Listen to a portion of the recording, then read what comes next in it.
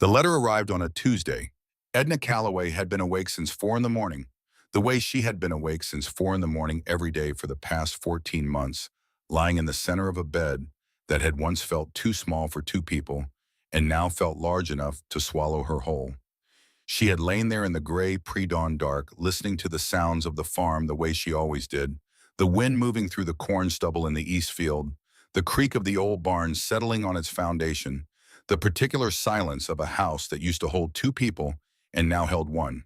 She had gotten up before the sun, the way Gary always had, because lying still felt like surrender, and Edna Calloway had not surrendered to anything in 68 years of living. She made coffee in the kitchen. Strong black, the way Gary had taught her to make it back in 1979, when they were still dating and he had driven his second-hand Buick 40 miles from Davenport just to take her to a dinner she later found out he could barely afford. She stood at the kitchen window with her mug and looked out at the 80 acres that had been her life and his life and their life together. The fields were empty now. November had stripped everything bare. The corn was long since harvested, what little there had been of it, and the ground was dark and hard and waiting for a spring that would not solve anything, even if it came. 3 bad harvests in a row.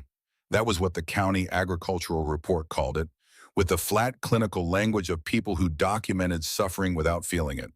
3 bad harvests in a row, and cattle prices that had dropped so far, you could barely give the animals away, and equipment that broke down faster than any reasonable person could afford to fix it. Gary had spent the better part of 4 years trying to hold the farm together with old parts and sheer stubbornness, working 16-hour days alongside Edna, refusing to admit that the math was not working out the way it needed to work out. Then Gary had died, 14 months ago on a Sunday in September. He had gone to bed at 9:30 the way he always did, kissed Edna on the temple the way he always did, and by morning he was gone. The doctor said massive coronary, said there was no warning, no suffering, that had happened in his sleep, and he would not have known. Edna had reached for him in the dim early morning light and felt the terrible cold of him and understood before she could put words to what she understood. 42 years of marriage. Gone in a night. She had tried to keep the farm running after that. Of course she had. She had hired help she could not afford, sold equipment, and most of the cattle just to make the loan payments spent her own savings down to nearly nothing. But the debt Gary had accumulated in those last hard years, loans taken out against future crops that never came a second mortgage on the property when the first one fell behind, all of it had been piling up quietly while she was busy surviving, and now it had become a wall she could not see over. $182,000. That was what she owed to First Heartland Bank of Ames, Iowa. That was what stood between Edna Calloway and the only home she had ever shared with the only man she had ever loved. The letter came in the morning mail just before 9.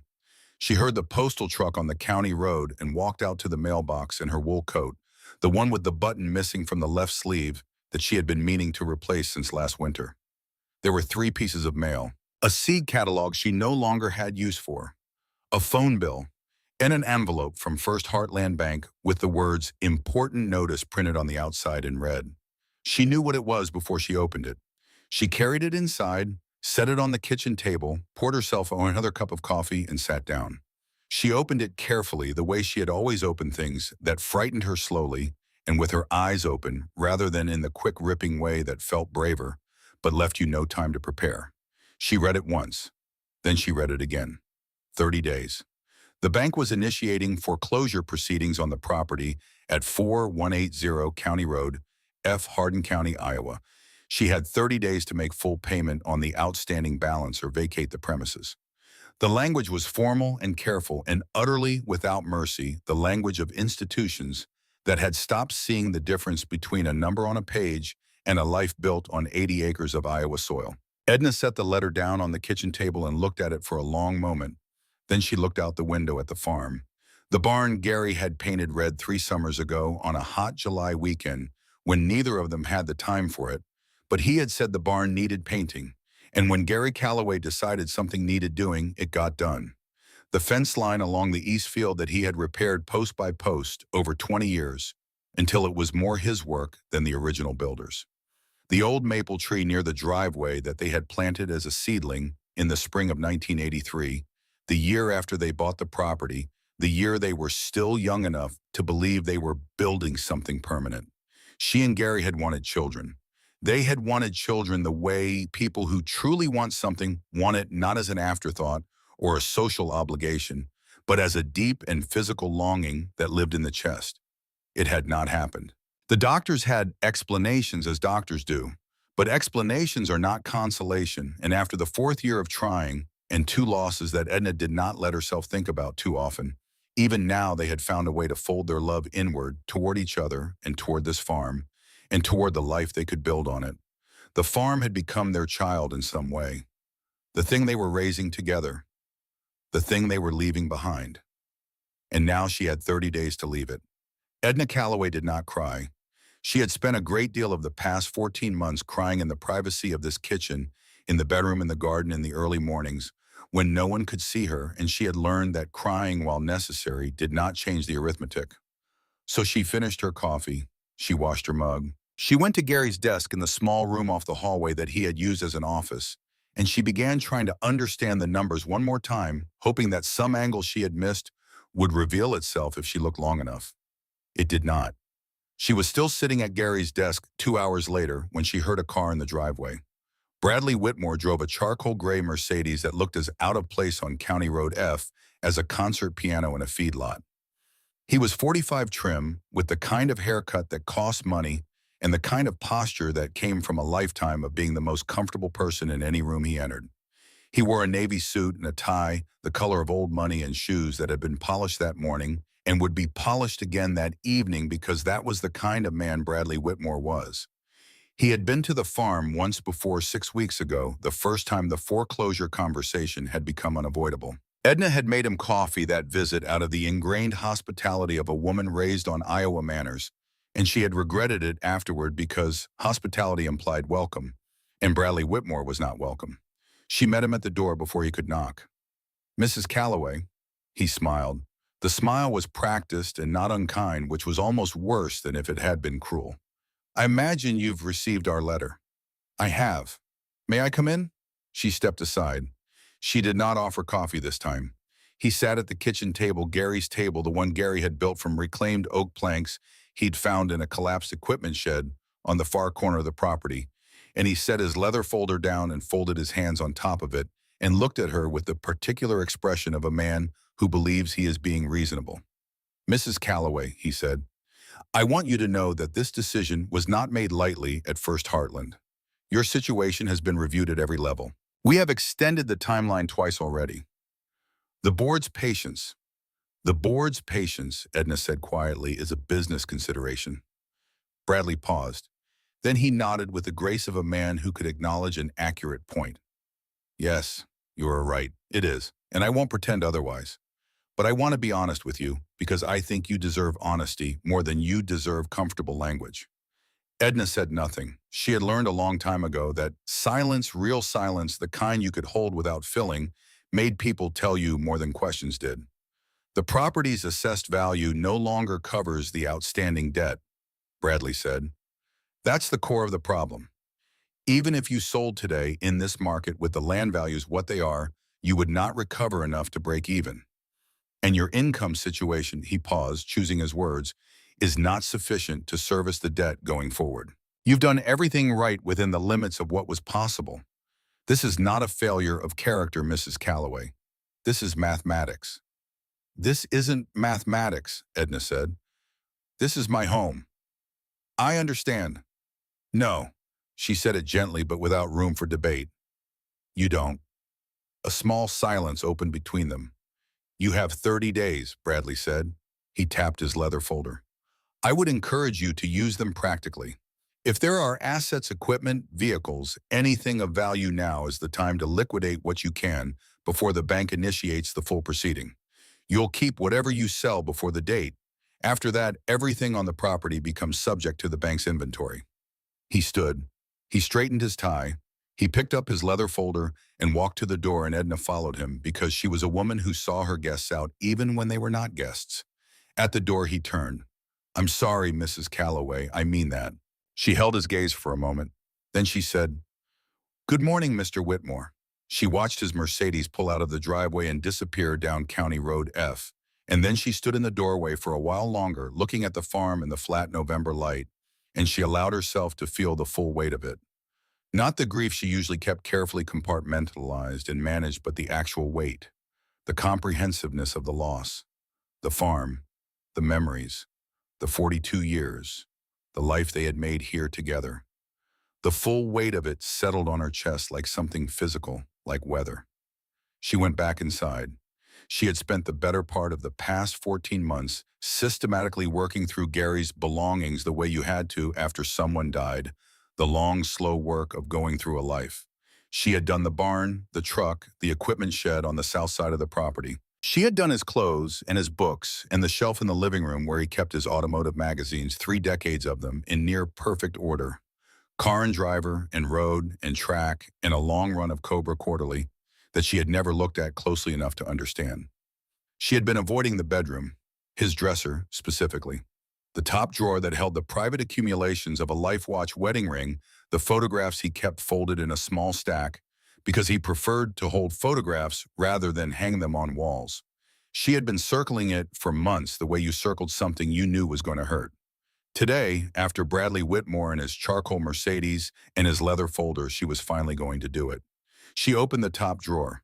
Gary's watch, a Timex he had owned since 1978, long before he could afford anything better, and which he had kept wearing after he could, because he said a watch that worked was a watch worth wearing. His wedding ring, gold plain, the ring they had picked out together from a jewelry store in Ames because Gary said he wanted something he could wear every day without worrying about it. 3 folded photographs. She opened each one. Their wedding, a summer afternoon at the farm circa 1988, the two of them standing at the fence line with sun in their faces. A Christmas at Gary's mother's house, both of them much younger before the farm years had weathered their skin. She held each photograph for a long time. She put them back. And then at the back of the drawer, where the drawer met the wall, her fingers touched something she was not expecting. A box. Not a commercial box, not a jewelry case or a keepsake tin, but a small wooden box clearly made by hand, roughly 4 inches long and 3 inches wide, fashioned from what looked like walnut with a simple brass latch on the front. The wood had been sanded smooth and finished with oil. It was the work of someone who could do careful things with his hands, who had made this specific object to hold something specific and had taken the time to make it well. Edna had never seen this box before. She stood holding it for a moment, just feeling the weight of it and the smoothness of the wood under her fingers. Then she sat down on the edge of the bed, Gary's side, the side she never slept on, and opened the latch. Inside was a key, old brass, slightly tarnished, larger than a house key, smaller than a padlock key. She lifted it out and held it in her palm and felt the particular weight of a thing that has been waiting a long time to be found. Under the key was a folded piece of paper. She recognized the handwriting before she could read the words. Gary Calloway had written in the same precise, careful hand for 42 years, the handwriting of a man who had grown up being taught that how you did small things said something about how you did everything. He had left her notes in this handwriting, grocery lists, reminders, the occasional message tucked into her coat pocket for her to find during her day. She unfolded the paper. She began to read. Edna, if you are reading this, I'm gone and I'm so sorry. I'm sorry I left you alone. I'm sorry I couldn't fix this the way I always tried to fix everything. But I want you to know that I tried. I have been trying for a very long time. There is a shed at the edge of the property. You know the one I've always kept locked. The one I always told you was too dangerous to go in, too many sharp edges and unstable piles, too much of my mess for anyone else to navigate safely. You never questioned me on it. In 42 years, you never once demanded to see inside. That is one of the 1,000 things I have always loved about you, the way you trusted me, even when I gave you no particular reason to. I'm sorry I kept that secret. I need you to understand it was never about keeping you out. It was about keeping something in, something I was building for you. Something I have been building since before we were married, before we bought this farm, before I knew exactly what our life would look like. I knew it needed to exist. I knew you would need it someday, even if I couldn't see the shape of that someday yet. The key in this box opens the padlock on the shed door. I want you to go out there when you're ready, not before. When the world feels too heavy and you need to know that I am still somehow taking care of you. I love you more than I ever found the right words for. Everything good I managed to do in this life I did because you were in it. Always yours, Gary. Edna read it once, then she read it again. Then she sat on the edge of his side of the bed in the November light and held the letter against her chest and made no sound for a very long time. Not because the grief had gone quiet, but because it had gone somewhere deeper than sound could reach. He had always kept that shed locked. She had known about the shed the way you know about every part of a property you have lived on for 40 years. Corrugated metal walls, rusted orange along every seam. A roof that sagged slightly in the middle. A padlock that had always looked old, always looked like it had been there longer than memory. Gary had told her once, early in their years here, that it was his workshop, his private chaos, too much of his mess for anyone else to navigate. She had laughed and said, fine. She had the house, the garden, the farm's bookkeeping and operations. Gary had his shed. In 42 years, she had never gone in. Now she held a key. She sat for a while longer. She looked at his watch on the dresser. She looked at the photograph from their wedding that she had taken out and set on top of the dresser where she could see it. She looked at the key in her hand. Gary had always finished what he started. That was not a small thing about him. It was a central thing, the way the keystone is a central thing in an arch. If Gary Calloway had been building something for 40 years, the thing was built. If he had left her a key, the thing was ready to be found. She stood up. She put on her wool coat with the missing button. She walked out of the house and across the property toward the shed. The November sky was the color of old pewter, low and close and still. The ground was hard under her boots. The corn stubble in the east field stood in pale rows like the last evidence of something that had been alive and wasn't anymore. She walked past the barn, past the maple tree, past the fence line Gary had repaired post by post over 20 years, and the shed came into view. It looked worse seen close than it did from the distance at which she had always observed it. The rust had done its patient work on every surface. The corrugated metal walls had taken on the particular patina of iron, left to weather through many winters, deep orange and amber and brown, the colors of something surrendering gradually to time. The roof sagged. One of the two small windows on the south wall was covered from the inside with something opaque. The sliding door on its track was sealed by a padlock that looked, she noticed now, completely different from the rest of the shed. While everything else showed decades of oxidation, the padlock was clean, functional, maintained. Someone had been keeping that padlock clean and functional until recently. She understood then, standing in front of the shed in the November cold, that Gary had been in here not very long ago, perhaps months ago, perhaps even in the weeks before he died, making sure that whatever was inside was ready to be found, that the padlock worked smoothly, that the key she was now holding would turn without difficulty. The thought of him here doing that, knowing what might be coming even without knowing the exact shape of it, hit her in a way she had to stop and breathe through. She inserted the key. It turned the first time. Smoothly without resistance, the way a lock that has been recently oiled turns. The padlock snapped open. She pulled it free and set it on the ground beside her feet. Then she gripped the handle of the sliding door and pulled.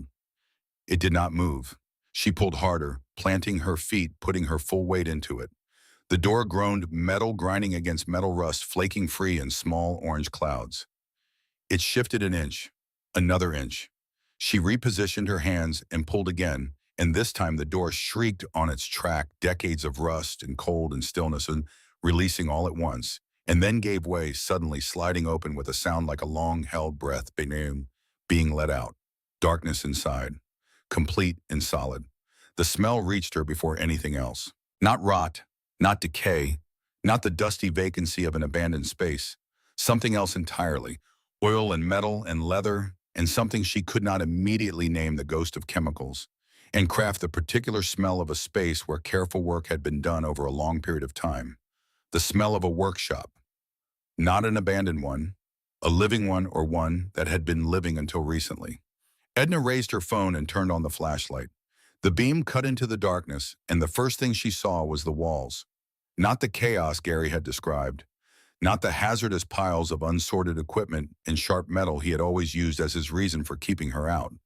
The walls were lined with pegboards, the kind you found in professional garages, and on the pegboards were tools in careful arrangement, wrenches in graduated sizes, sockets sorted by dimension, specialized tools she could not name but could recognize by their precision, the kind of instruments that existed for specific purposes and had been hung exactly where they could be found when they were needed. On the shelves along the south wall, cans of paint clearly labeled, sealed and stacked. Cans of polish, of primer, of chemical compounds, whose purposes she could not read from here. Bottles and jars in rows like a pharmacist's inventory, each one with a handwritten label in Gary's careful script. There was a workbench along the far wall, long and solid, with a vise at one end and a light fixture above it, and more tools arranged on its surface with the same care as everything else. On the workbench, a folder, thick with paper, its cover worn at the corners from years of handling. But none of that was what stopped her breath. In the center of the shed, occupying most of the usable floor space, was a shape. Large, low to the ground, long. Covered from end to end with a heavy canvas tarp that had been tucked carefully around every edge, tied at 6 points with rope sealed against dust and time. Car size was the word that came to her. Car-shaped, the proportions of something designed for speed, wide at the shoulder and long in the body, and low enough to the ground that she felt something stir in her chest without yet understanding why. She walked toward it. She found the first knot and worked it loose. Her hands were cold, her fingers not as quick as they once were, but she worked with patience, the same patience Gary had tried to teach her about mechanical things, that patience and steadiness accomplished what force could not. The first rope came free, the second, the third. She found the edge of the canvas and pulled. The tarp slid away slowly, and then all at once a magician's cloth pulled from a table, and in the beam of her phone's light, the car was revealed. Edna Calloway had not grown up around automobiles. She was not a woman who had spent her life distinguishing between makes and models and years. She knew enough to recognize a truck from a sedan and a working farm vehicle from a collector's showpiece, and that was where her automotive education had more or less ended. But she knew this. She knew this was not an ordinary thing. The body was long and low, following a line that seemed less designed than discovered, the way a river finds the path of least resistance, as if someone had simply removed everything unnecessary from the concept of a car and left only what remained. The paint was a deep, saturated blue, not the flat blue of something painted as an afterthought, but a living blue, a color with depth to it, as if the surface were transparent and there was more blue underneath the blue you could see. In the flashlight beam, the paint seemed almost to generate its own light to hold illumination from within. 2 white stripes ran the full length of the car from the nose to the tail. Razor straight, each one exactly the width of a proper brushstroke, each one a commitment. The chrome caught the light the way only chrome that has been polished with real care catches light. The wheels were wide and serious, with tires that looked new. The side pipes she registered, these peripherally large exhaust pipes that ran along the flanks of the car, at door height, curved and purposeful, looked less like automotive components than like the tubes of some instrument designed to amplify the sound of something. She walked around it slowly, clockwise, one full revolution. Then she stood at the front of it and looked at it and understood that she was standing in front of something her husband had spent a very long time making, as perfect as he could make it. She went to the workbench. She picked up the folder. She carried it outside where the cold November light was better than the beam of her phone, and she opened it. The first document was a bill of sale. The paper was old, brittle at the edges, the color of milked coffee, with the particular texture of paper that has been stored carefully rather than abandoned. Typed on a manual typewriter, the ink slightly uneven from keys pressed with varying force. She read it. Sold to Garrison R. Calloway. 1967 Shelby Cobra 427SC, chassis number CSX3301. Purchase price $8,000. Date of sale June 3, 1974. She stared at the number for a moment. $8,000. Gary would have been 22 years old in June of 1974. A 22-year-old mechanic from Davenport working at a garage on Brady Street for wages that could not have been extravagant, spending 3 years of careful savings on a car that he then locked in a shed and kept secret for the rest of his life. She kept reading. Beneath the bill of sale were more documents. More bills of sale for parts, for materials for paint and primers, and specialized hardware receipts spanning 5 decades. She flipped through them and the years passed under her fingers like the pages of a calendar. 1974, 1978, 1983, 1989, 1995, 2001, 2008, 2014. Money spent carefully and steadily, and over a very long time on something she had never been told existed. There were photographs. She stopped when she found them. Polaroids from the early years, the colors softened by age, showing a stripped chassis in various stages of disassembly, and in some of them, a young man she did not recognize immediately as Gary, because he was so young in these pictures, so dark-haired and lean and serious, crouched over a car frame with a wrench or a cloth, or simply looking at the thing, the way men who love mechanical objects look at them with a kind of reverence that other people reserve for other kinds of things. She held a photograph of him from what must have been the early 1980s, a few years after they had married and moved to the farm. He was in the shed and the car behind him was partially assembled, more than a frame now, but not yet whole. On the back of the photograph in Gary's handwriting, 1982, Edna's future taking shape. She stood in the cold outside the shed holding that photograph for a long time. She went back to the folder. Near the bottom, she found what she would later think of as the most important thing. An envelope thick and substantial with her name on the outside in Gary's handwriting. Inside the envelope were 15 smaller envelopes, each one sealed, each one labeled with a date. She looked at them. They were her birthdays, from 68 to 83. 15 years of birthdays written out in advance by a man who was not certain how many of them he would be present for. She opened the first one. The one dated for her 68th birthday, the birthday that had passed 6 weeks ago. She read it standing outside the shed in the November cold, with the folder against her chest and the tears coming the way they came, sometimes not in the dramatic fashion of the movies, but quietly and without her full permission, like water finding its way through stone. My dearest Edna, if you're reading this, the world has gotten heavy. I'm sorry I can't be there to hold you while you read it, but I can still help you, and that's what I intend to do. The car in that shed is a 1967 Shelby Cobra 427SC. There were 31 of them built, 31 total in the entire world. They are among the rarest American automobiles ever made, and they are worth a great deal of money. I have spent 40 years restoring ours to the best possible condition, doing everything correctly, documenting everything, carefully making sure that when the time came, you would get every dollar it is worth. Do not sell it for less than $1 million. I am not guessing at that number. I have spent years researching the market tracking auction results, understanding what cars like ours sell for. 1 million is the floor. The ceiling is higher. Don't let anyone tell you otherwise. And someone will try. That is the nature of people who buy valuable things from people who don't know what they have. They will tell you the restoration is incomplete or imperfect, or that the market is soft, or that they're doing you a favor.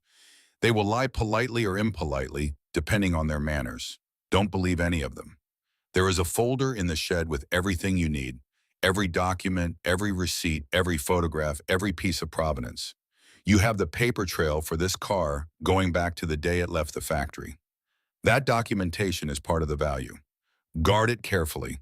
I bought that car in 1974 before we were married, Edna. I spent 3 years saving up for it because I knew even then as a 22-year-old mechanic who didn't have a great deal else to offer the world, that if I could restore it right and keep it safe, it would be worth something real someday. I kept it secret because in those early years, I was embarrassed by the money I had spent, and then later because I didn't want to worry you during the hard times, and eventually because the secret had become the thing that kept me going through the hardest years of the farm. Every hour I spent in that shed was an hour I was doing something real for you, something that would last, something that would still be working for you. Even if I wasn't, I love you more than this letter can say, more than any letter ever could. You were the best part of every single day of my life. You are going to be okay, sweetheart. I made sure. Always and completely yours, Gary. She folded the letter. She held it against the front of her coat over her heart with both hands. The cold did not bother her. She was not aware of the cold. She was standing in the November fields of a farm she had lived on for 40 years, holding a letter from a man who had been dead for 14 months. And she was understanding something she had not fully understood until this moment. Not just the practical fact of what was in the shed, not just the arithmetic of what it might mean for the debt and the bank and the 30-day notice sitting on the kitchen table. Something larger. Gary Calloway had loved her with the entirety of himself for 42 years, And some portion of that love, the largest portion, maybe the portion that had nowhere else to go, when the words weren't enough, had been poured into a shed at the edge of a farm in Iowa, 1 hour at a time, 1 year at a time, across 4 decades, until it had taken the shape of something blue and precise and worth more than $1 million. He had not known the exact shape of the future. He had not known about the 3 bad harvests, or the cattle prices, or the equipment failures, or the letter from First Heartland Bank. He had simply known her, known the patterns of a hard-working life, known that people who worked land in the middle of the country sometimes found themselves with their backs against a wall that had no door in it. He had built her a door. She went back into the shed. She stood before the car for a long time, just looking at it the way she had never been able to look at it because she had never known it existed. She looked at the paint and the chrome and the white stripes and the serious wide tires and the side pipes that ran along the flanks like the pipes of some great instrument. She looked at the car the way you look at something you are beginning to understand. Then she found the second note. It was in the car on the dash, visible through the windshield once she knew to look. She opened the driver's door. It swung on its hinges with an ease that told her the hinges had been cared for, that nothing on this car had been permitted to deteriorate, and she reached inside and picked up the envelope, her name on the outside. Gary's handwriting. She opened it. A key was inside. The car's key, smaller than she expected, unassuming, and a note. Before you do anything else, start it once, just once. I want you to hear it. I want you to know what I heard all those years I was in there working when the engine was finally running, and everything I had been trying to do was real and present and alive. Be careful. This thing has some power to it. Don't try to drive it. Just sit in it, start it, and listen. Love. Edna climbed into the car. The seat was lower than she expected, and the cockpit was close around her, the way a cockpit is meant to be close. The steering wheel near, and the dash intimate, and the whole proportioning of the interior designed around the idea that the person sitting here was part of the car rather than merely an occupant of it. The leather of the seat was warm tones, brown and cream, and it smelled the way leather smells when it has been properly conditioned and maintained over many years. The steering wheel was wood, a dark polished wood with a thin chrome rim. She put her hands on it. The gauges on the dashboard were clear and elegant, white faces with black markings and chrome bezels. The aesthetics of something designed in the 1960s when instrument panels still had a relationship with the idea of beauty. Fuel gauge, temperature, oil pressure. A tachometer in the center, large dominant, with numbers that went higher than she had ever needed numbers to go. She looked at the key in her hand. She inserted it into the ignition. She turned it. The engine came to life. There is no other word for it. It did not merely start. It did not turn over and settle into a regular rhythm the way ordinary engines do. It came to life, which is to say it went from nothing to something in an instant, from silence to a presence, a physical presence that she felt through the seat and the steering wheel and the floor under her feet and the air in her lungs. The sound was low and massive and unrestrained, the voice of something large that had been patient for a long time and was now no longer required to be patient. The shed walls vibrated. The floor vibrated. The steering wheel vibrated in her hands with a fine trembling that was not mechanical imprecision, but mechanical aliveness, the shivering of something fully operational and full of potential, and currently restrained only by the absence of a gear engaged. Edna sat in the car with her hands on the wheel and the engine running, and the tears moving down her face, and she listened. She listened to 40 years of secret work given voice. She listened to a love that had refused to accept the limitations that death was supposed to impose. She listened to 485 horsepower that Gary Calloway had assembled and tuned and preserved for the specific purpose of making sure that she, Edna Calloway, 68 years old widow, farmer woman with a 30-day eviction notice on her kitchen table, and no children and no immediate family, and nothing left to turn to, would not be lost. She sat there for a very long time. When she finally turned the key back and the engine fell silent, the silence was different than it had been before. Something had changed in it. Something that had been absent from the silence of this farm for 14 months was present now, faint but real, the way warmth stays in a room for a while after the fire goes out. She climbed out of the car. She stood beside it. She placed her right hand flat on the hood on that deep cobalt blue that was somehow still warm to the touch. Outside the shed, the November wind moved through the corn stubble in the east field. In 30 days, the bank would come for this farm. Edna Calloway looked at the car her husband had built for her. She breathed in the cold air, and she decided quietly and absolutely, and without any remaining uncertainty, that she was not going to let anyone take what Gary had given her for less than it was worth. Not for any price, not for any amount of pressure, not for any number of polished shoes standing in her muddy driveway with leather folders and careful explanations about mathematics. She picked up the folder from where she had set it on the workbench. She picked up Gary's letters. She walked back toward the house through the cold November afternoon, the corn stubble pale on either side of her, the sky the color of old pewter overhead, the farm around her quiet and vast and still hers for 30 more days.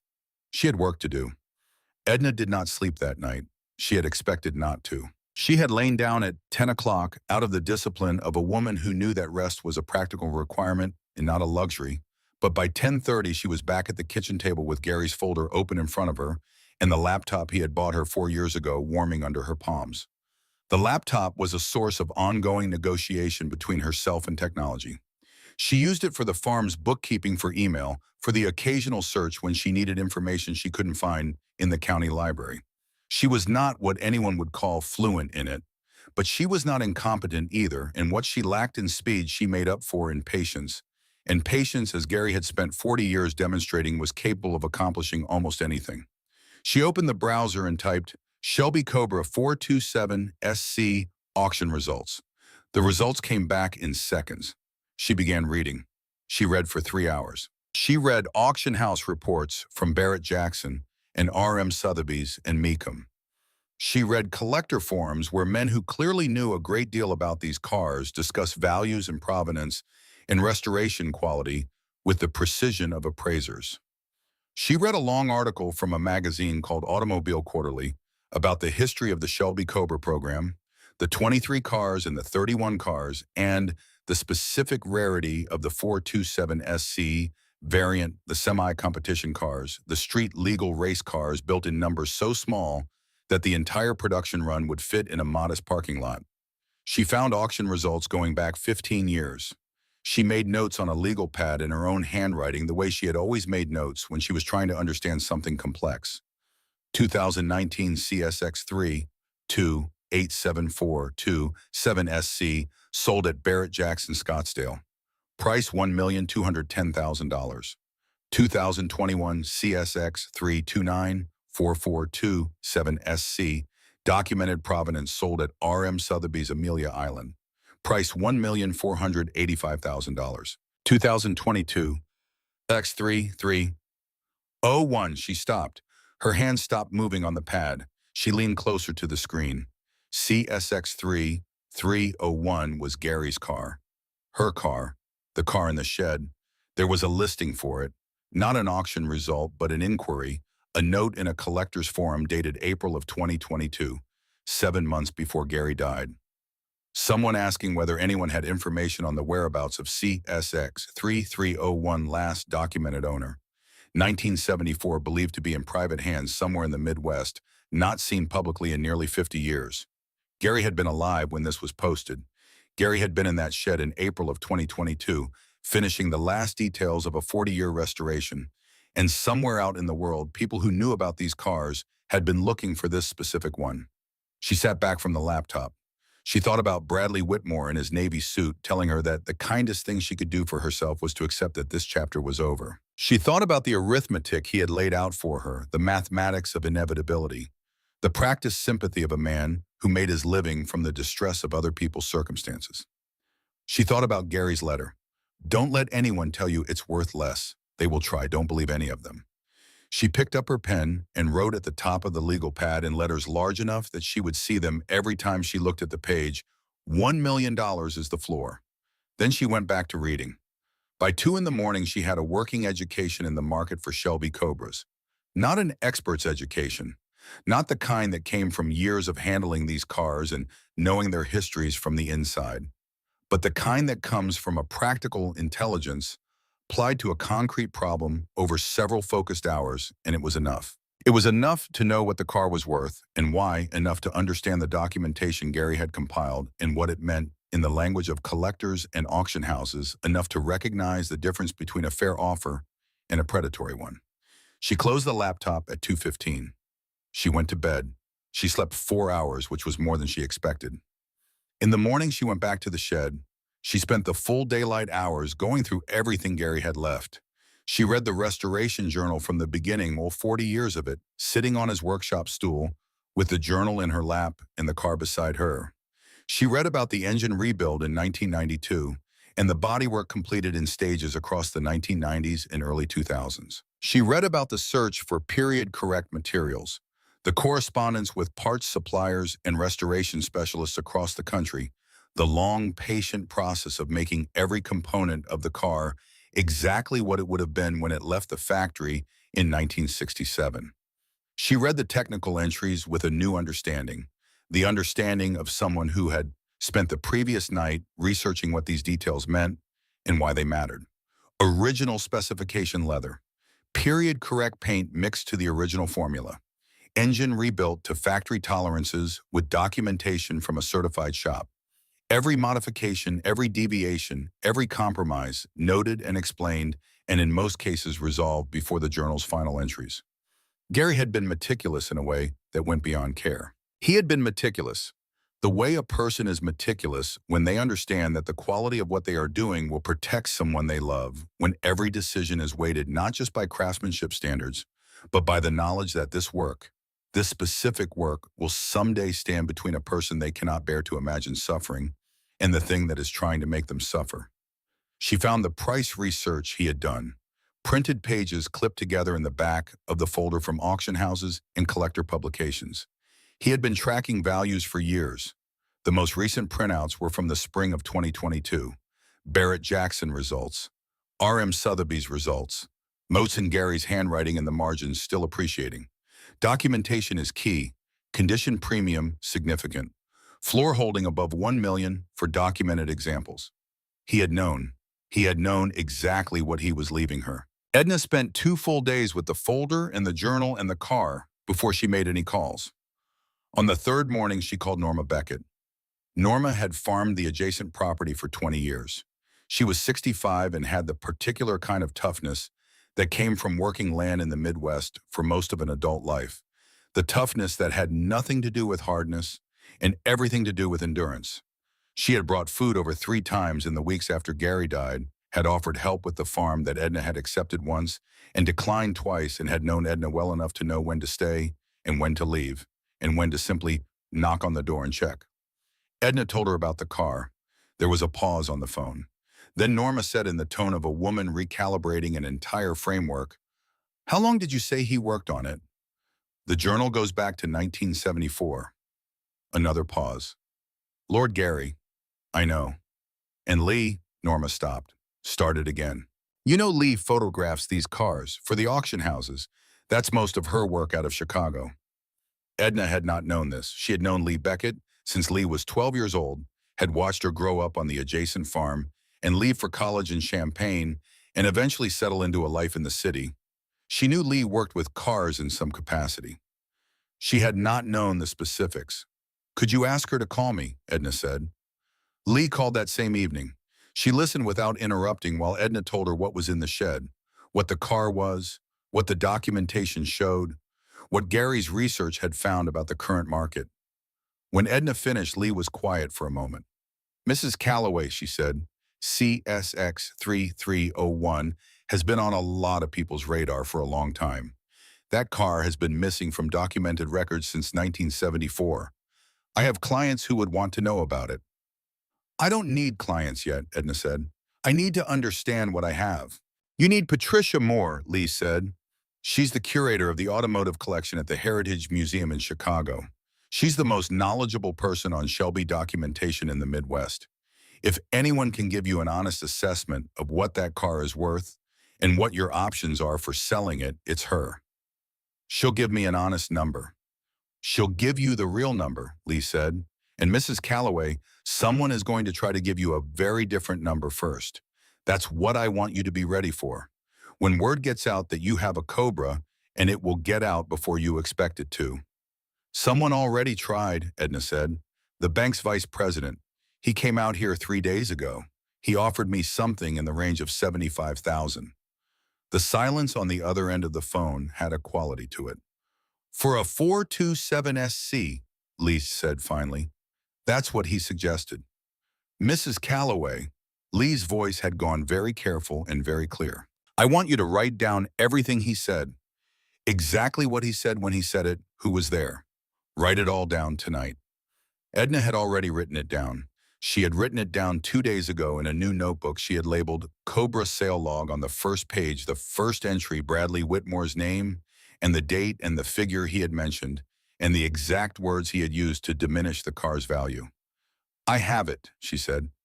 After she hung up with Lee, she contacted Sylvia Hartwell at the Heritage Museum in Chicago through the museum's website. She wrote as she had written everything important in her life plainly and without embellishment. My name is Edna Calloway. My husband passed away 14 months ago.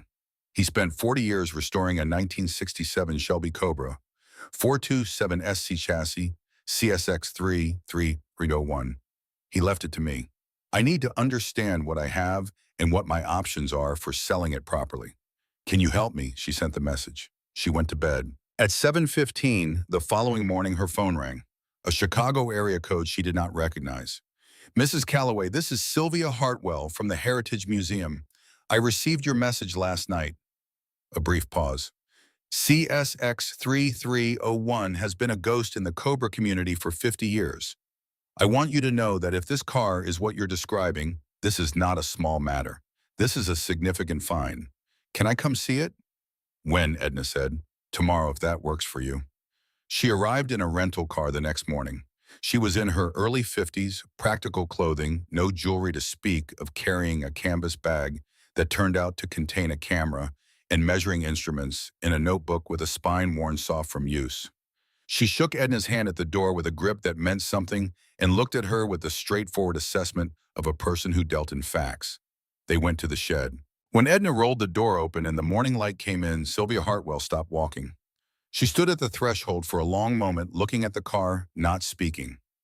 Then she walked toward it slowly with the careful reverence of someone approaching something that deserves care. She did not touch it at first. She circled it the way Edna had circled it, clockwise, looking at every surface from every angle. The paint, she said almost to herself. Original formula. Gary has the documentation, Edna said. The shop that mixed it, the formula reference to the date. Sylvia looked at the chrome. She crouched to examine the side pipes. She looked at the tires, the wheels, the interior through the glass. She straightened and looked at Edna. May I open it? Go ahead. Sylvia spent 2 hours with the car. She photographed every surface. She looked under the hood with a small flashlight and spent a long time there in silence. She went through Gary's folder with the focus of someone reading a document they had been waiting years to read, turning pages slowly, pausing over the bills of sale and the parts receipts in the restoration journal. Your husband was exceptional, she said, sitting at Gary's workbench with the journal open in front of her. I've examined a lot of Cobra restorations. Most of them, even the good ones, have compromises. Places where the right part wasn't available and something approximate was substituted. Places where documentation was assembled after the fact rather than maintained throughout. This, she set her hand flat on the open journal. This is not that. This is a man who understood from the beginning that documentation was half the value. That authenticity was not an approximation, but a discipline. He was a mechanic, Edna said. Before the farm, he understood doing things right. Sylvia looked at her for a moment. What do you need to know? I need to know what it's worth, and I need to know my options. Sylvia closed the journal carefully. She set it back in the folder with the same care with which Gary had maintained it. Unofficially, until I've had time to review everything with colleagues and complete a formal appraisal, you're looking at between $1.3 and $1.5 million at auction. Possibly higher depending on which collectors are in the room. A documented, authenticated 427SC that has been off the market for 50 years, restored to this standard with this paper trail that is an event in this community. People will travel for it. Edna said nothing. I can offer you something else, Sylvia continued. The museum has acquisition funds specifically for vehicles of historical significance. We could make a private offer, skip the auction entirely. It would be faster given your timeline, and the number would still be fair. What would the museum offer? I'd need to present this to our board, but based on what I've seen today, I would go to them with a recommendation of 1.3 million. Edna looked at the car. She thought about the folder and the journal and the 40 years of receipts. She thought about Gary in this shed in the evenings after the farm work was done in the winters, when the fields lay fallow, working in the cold, and the quiet on something she had never known existed. "Let me think about it," she said. Sylvia nodded. She handed Edna a card. "I'll wait for your call, but Mrs. Calloway, don't talk to anyone else without getting counsel first. When a car like this surfaces, there are people who make their living finding it before the owner understands what they have. They're very good at what they do." She left. Edna stood in the shed for a long while after the rental car had gone back down County Road F. She was still standing there when she heard another car in the driveway. She recognized Bradley Whitmore's Mercedes before she reached the corner of the shed. She stopped. She looked at it. Then she looked at the man getting out of the passenger side. He was in his late 60s, silver-haired, well-built for his age, with the bearing of a man accustomed to entering rooms first. His suit was lighter than Bradley's tan, with a pocket square that matched his tie with the precision of a man who considered these things carefully. He moved with the particular confidence of someone who had bought and sold expensive things for a long time and had developed through repetition the ability to look at valuable objects without allowing his interest to show on his face, almost without allowing it. She watched him look at the shed as he got out of the car. His gaze went to it immediately with a directness that a casual observer might not have noticed, but that Edna, standing at the corner of the building he was looking at, noticed clearly. He knew where he was going. Bradley came toward her with his practiced smile. "Mrs. Calloway, good morning. I hope this isn't an inconvenient time." "It's fine," she said. She was watching the other man. "This is Vincent Harlow. He's an acquaintance of mine from Des Moines. He has a long history with classic automobiles, has a collection of some significance. I mentioned to him that you might have something of interest, and he was kind enough to make the drive." Vincent Harlow extended his hand. His grip was firm and brief and entirely professional. "Mrs. Calloway, I appreciate you letting me come by." "I didn't let you come by," she said pleasantly. Bradley didn't ask. A small moment passed. Bradley covered it smoothly the way he covered most things. "I should have called ahead. I apologize for that. But Vincent is only in the area today, and I thought—" "Would you like to see the car?" Edna said. She said it directly without preamble because she had spent the previous 3 days reading everything Gary had prepared for her, in the previous 2 hours watching Sylvia Hartwell look at it, and she was no longer the woman who had opened that shed door in the cold November dark. She was something else now. She was not entirely certain what, but something with more purchase on the ground. She led them to the shed. She unlocked it and rolled the door open. Vincent Harlow stepped inside and stood before the Cobra. His face was still. Professionally still, the face of a man who had learned long ago not to let a seller see his enthusiasm. But his eyes moved over the car with a focus and a speed that told Edna everything she needed to know about what he was seeing. He circled it. He looked at the paint. He crouched to look at the side pipes. He looked at the tires and the wheels and at the interior through the glass. He straightened up. "Interesting piece," he said. "The cobalt blue is correct for a 427 SC. The stripes look right." Edna went still, not visibly. She did not move or change her expression. But something in her attention became absolute. The cobalt blue. Vincent Harlow had said the cobalt blue was correct for a 427 SC. He had said it as a casual observation, an incidental detail, the kind of thing a knowledgeable collector would say after looking at a car for the first time. But he had said cobalt blue. She had told no one the specific color of the car. She had described it to Norma as blue. She had described it in her message to Sylvia Hartwell as cobalt blue in writing, but that message was private, and Sylvia had arrived the following morning from Chicago. She had said nothing about the color to Bradley Whitmore. Nothing. The only way Vincent Harlow knew the specific color of this car before he saw it was if someone had described it to him. Bradley Whitmore had been in the driveway 3 days ago. He had seen the car from a distance, the shed door open, the blue visible through the gap. He had noted it. He had described it to Vincent Harlow before bringing Vincent Harlow here this morning. Edna let the understanding settle in her chest without allowing it to move to her face.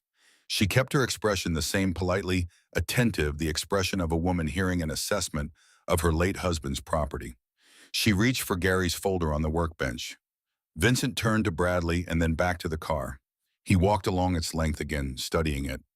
"The restoration is decent," he said. "Amateur work in places you can see it if you know what to look for. The engine compartment in particular." He had not opened the hood. "She's had a professional in to look at the engine compartment this morning," Edna said. "From the Heritage Museum in Chicago. She said the rebuild documentation was exceptional." A very brief pause. "Well," Vincent smiled, "different professionals have different standards. Look, Mrs. Calloway, I'll be honest with you. These cars have a market, but it's a specialized one. Not as broad as people sometimes think. The documentation matters a great deal. Do you have documentation?" Edna opened the folder. She set it on the workbench, open to the bill of sale from 1974. She did not hand it to him. She let him lean in and read it where it lay. "The purchase documents go back to the day my husband bought the car," she said, "June of 1974. There are 40 years of restoration receipts after that. A full journal in Gary's handwriting, documenting every procedure, every part source, every decision. The provenance is documented from the factory in 1967 to the present day." She turned to a page in the journal, a page from 2003 documenting the completion of the paintwork in precise technical detail with the color formula reference number and the name of the supplier and the date and the process used. "The paint," she said, "is original specification Guardsman, blue mixed to the period formula. The documentation includes the formula, reference, the supplier correspondence, and the application notes." She paused. "Though I've been calling it cobalt." Vincent looked at her. Something shifted in the room, not dramatically, not with any words exchanged, just a slight recalibration in the atmosphere, the way a temperature shift is felt before it is measured. He recovered quickly. He was practiced at recovery. "Mrs. Calloway, you clearly have a well-documented car. I won't argue the documentation, but the market for these vehicles is—" "I know the market," Edna said. She turned to another section of the folder. The printed auction results. Gary had kept the ones with his handwriting in the margins. She set them on the workbench. "My husband tracked auction results for years. These are the most recent ones he kept. CSX3, 287, 2019, Barrett Jackson Scottsdale, $1,210,000. CSX3, 294, 2021, Grim Sotheby's Amelia Island, $1,485,000. Both of those cars had documentation. Neither of them had documentation as complete as mine." She looked at Vincent Harlow steadily. "What would you like to offer?" A silence. Bradley cleared his throat. "Vincent, perhaps 150,000, Vincent said. "I was on today. No waiting, no auction fees, no uncertainty about what the market will actually do on the day of the sale." Edna closed the folder. "No," she said. "Mrs. Calloway." Bradley stepped forward. He had lost some of the smooth deliberateness that usually characterized his movements. "I want you to think carefully about your timeline here. You have 26 days. You cannot complete an auction sale in 26 days. The bank's proceedings have been noted," Edna said. "Thank you both for coming." She walked to the shed door and stood beside it, her hand on the frame. Neither man moved immediately. Vincent looked at her with an expression that was recalculating. Bradley looked at her with something closer to a mixture of surprise and she thought a grudging reassessment.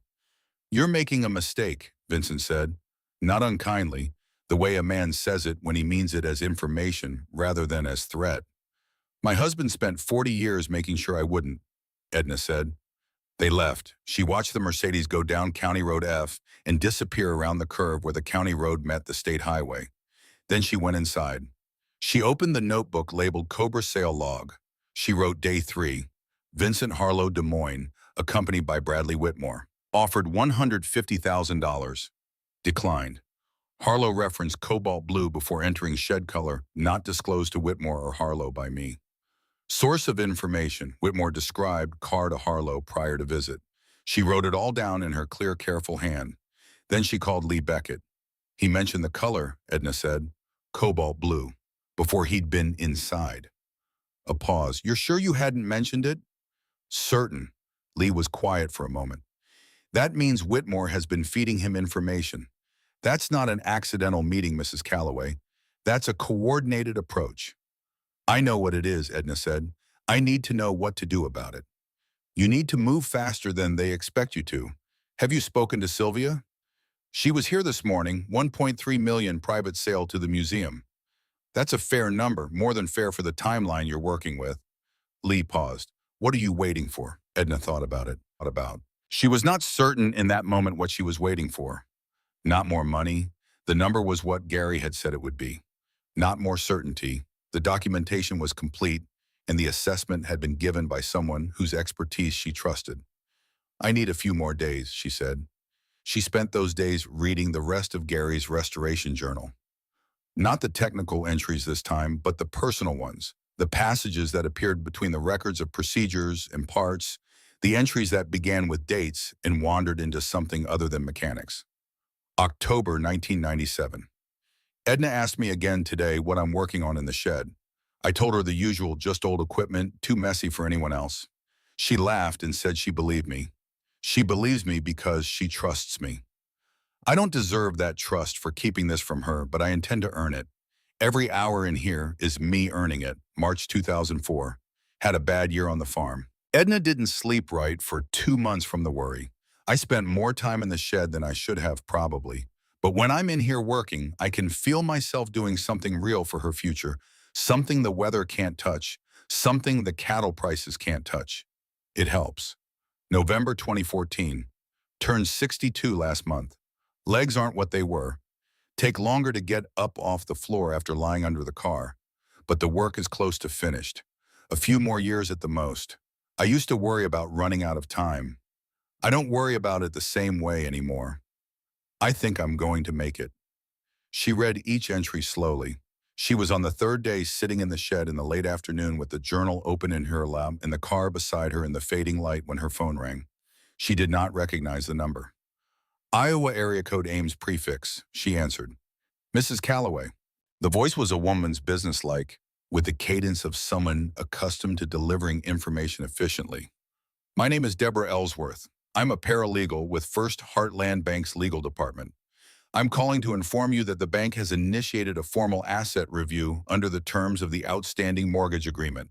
This review encompasses all personal property located on the premises at 4180 County Road F. Edna set the journal down. All personal property, she said. That is correct. Any assets of significant value located on the mortgage premises are subject to review as potential collateral. In the event of foreclosure proceedings, the bank has the right to assess and, if appropriate, include such assets in the debt resolution process. The language was careful. The language was the kind of language that had been reviewed by lawyers before it was delivered. You're telling me, Edna said slowly, that the bank intends to claim the car in the shed. I'm informing you of the bank's right to review all on-premises assets. Any sale of significant assets prior to resolution of the outstanding balance may be subject to legal challenge as a transfer intended to defraud creditors. Edna said nothing. You have 24 days remaining, the paralegal said. If you intend to sell any substantial asset before that date, the bank advises you to consult legal counsel first. The call ended. Edna sat in the shed in the failing afternoon light with the phone in her hand and looked at the car. Bradley Whitmore. He had failed with a direct approach, and now he was trying something colder. He was using the bank's legal position to freeze her options, to prevent her from selling the car before the foreclosure deadline, to back her into a corner where the only exit was the one he controlled. It was a serious move. She could feel the weight of it. Not panic, she was past the age where she panicked easily, but a cold and clear apprehension about what it meant if it worked. If the bank could legally obstruct the sale, the 30-day clock ran out, the foreclosure completed, and the car ended up in a bank-controlled asset liquidation, where Bradley's connections with Vincent Harlow became suddenly very useful. She sat with it. Then she went inside and made herself dinner.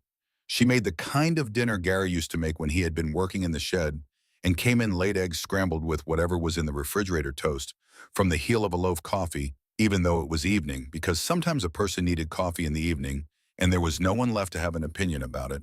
She ate at the kitchen table. She looked at the Cobra sale log notebook beside her plate. After dinner, she opened the second birthday letter. She had been saving them the way Gary had asked her to, opening them one at a time when she needed them. She had opened the first one the night she found the car. She opened the second one now because she was sitting in a kitchen on a farm that was being slowly strangled by a process she did not fully understand, and she needed to hear Gary's voice. My dearest Edna, if you're reading this on your birthday, I hope the car has served you well. If you're reading it before your birthday, I hope that means you needed me and that these words are finding you at the right moment. There is something I want to tell you that I should have put in the first letter. There is a woman in Ames named Adeline Rourke.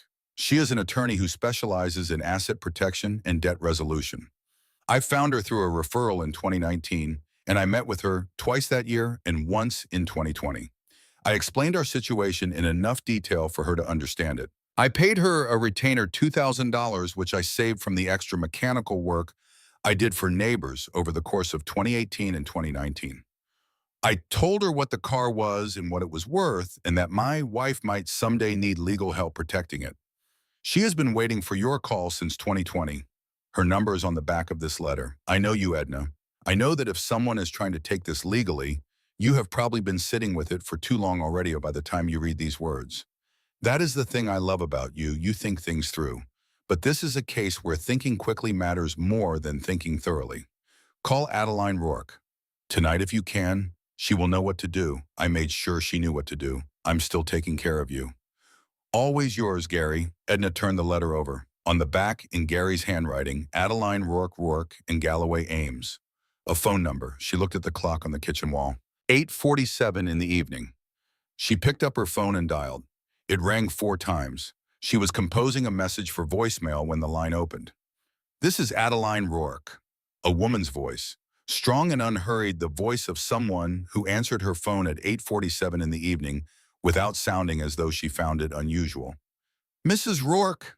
Edna paused. Then she said, my name is Edna Calloway. My husband, Gary Calloway, paid you a retainer in 2020. He told me to call you. A silence brief but complete, the silence of a person updating a file they have been keeping open for 4 years. Mrs. Calloway, Adeline Rourke said, Gary told me you would call someday.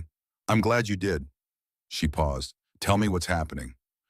Edna told her. She went through it methodically, the way she had gone through the folder in order the car, the documentation, the bank's original 30-day notice, Bradley Whitmore's visit, and his suggestion of $75,000, the subsequent visit with Vincent Harlow, and the cobalt blue detail, the assessment from Sylvia Hartwell, and the call from the bank's paralegal that evening. Adeline Rourke listened without interrupting. When Edna finished, there was a silence that had the quality of thought in it, focused and rapid. The bank's asset review claim, Adeline said. They called it what exactly? Edna read back from her notebook where she had written the paralegal's words down verbatim within 60 seconds of ending the call. A transfer intended to defraud creditors, Adeline said. She said it the way a person says something they have heard before and have specific information about. Mrs. Calloway, when did your husband purchase the Cobra? June of 1974, before you were married. Yes, we married in 1981, and the documentation shows this. The original bill of sale is dated June 1974, in Gary's name only paid with his personal savings from his employment as a mechanic. I have the documentation. Then the car is not a marital asset, Adeline said. It was purchased before the marriage with personal premarital funds and maintained separately throughout the marriage. It was never entered into joint accounts, never used as loan collateral, never associated with the farm's financial instruments. Gary was meticulous about that, Edna said, and as she said it, she understood it was not an accident. The car has its own file. It was never mixed with the farm records. He planned this, Adeline said. Not as a question. He planned everything, Edna said, including calling you. A brief pause. I'm going to file a motion tomorrow morning asserting the premarital asset status of the vehicle and challenging the bank's claim to include it in foreclosure proceedings. This is not a novel legal argument. It is established in Iowa property law, and I expect to resolve it quickly. She paused again. Can you send me the documentation tonight? I can photograph every page and email it to you. Please do. Edna spent the next hour photographing 40 pages of Gary's documentation with her phone and sending them in batches to the email address Adeline Rourke gave her. She worked at Gary's desk methodically, page by page, the way she had learned from Gary that patience and steadiness accomplished what force could not. When the last batch sent, she sat back in Gary's chair. The kitchen was quiet. The farm outside was dark and cold and absolutely still. The November silence of 80 acres of Iowa land in the deep of the night. 24 days left on the clock. A legal motion being prepared in Ames. A number $1.3 million sitting in a folder on the workbench in the shed, waiting to become real. Gary had built her a door. He had built her a door, and then he had given her a map, and then he had stood beside that map in every letter and every journal entry and every receipt and every documented decision made over 40 years of secret and devoted work, and pointed at the door and said this way, "This is the way through." She looked at the phone on Gary's desk. She thought about Bradley Whitmore filing his motion with the clean confidence of a man who did this routinely and had not yet met a reason to think this time would be different. She thought about Gary in 2019 driving to Ames, sitting down with a woman he had found through a referral, explaining their situation in enough detail for her to understand it, paying a retainer from 2 years of extra mechanical work done in the evenings and on weekends, making sure that a lawyer in Ames, Iowa would be ready to answer the phone in 2024 when Edna needed her. Edna went to the kitchen. She made tea. She stood at the window with the mug in both hands and looked out at the dark farm. 24 days, and Gary Calloway had been preparing for this moment since 2019. The call came on the third morning. Edna was in the shed when her phone rang, sitting on Gary's workshop stool with the Restoration Journal open in her lap, reading an entry from the winter of 2009 about a search for a specific grade of chrome polish that Gary had tracked down through a supplier in Tulsa after 6 months of correspondence. She had been reading the journal not for information this time, but for company, the way you read letters from someone you miss for the sound of their thinking rather than the content of it. She answered, "Mrs. Calloway." Adeline Rourke's voice was the same as it had been on the phone 3 nights ago, strong, unhurried, with the cadence of someone who had already done the work and was now delivering the results of it.